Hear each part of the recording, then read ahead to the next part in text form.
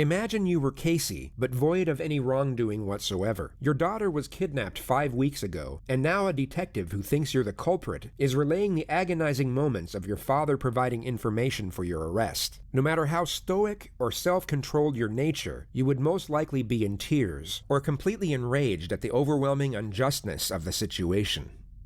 You anxious about today at all? I have been.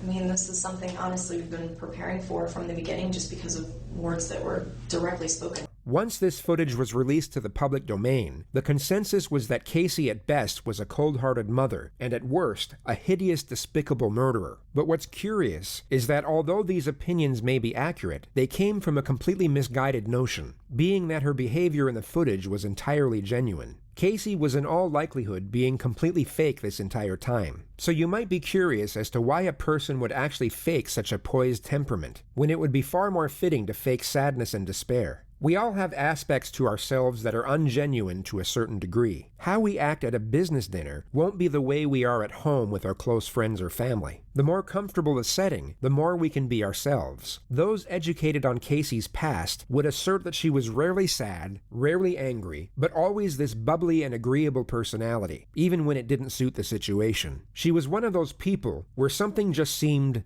off, but you couldn't quite put your finger on it. The evidence put forward suggests that Casey was fake in every single setting and with every single person all of the time, a trait that might go unnoticed in everyday life, yet would clearly stand out when shown under the microscope of a criminal case study. Casey had become so accustomed to this fraudulent way of being that it even came as a natural behavior to her in the extraordinary setting we see here. And the assertion is that because Casey knew just how well she could fabricate this character, she thought she could use it to mask her anxiety, and thus conceal guilty behavior. Casey, in all likelihood, had little to no regard for her daughter. That's not even an argument anymore. But her true temperament here would likely be far more apprehensive due to the concern over her own welfare. Every time the detective insinuated an accusation, Casey kept the same tone, same demeanor, and same confident, lighthearted disposition. If you took her out of this interrogative setting and placed her in the mall with her friends, it would seem completely normal. She would be faking her personality in both environments, yet we are only able to realize it in one.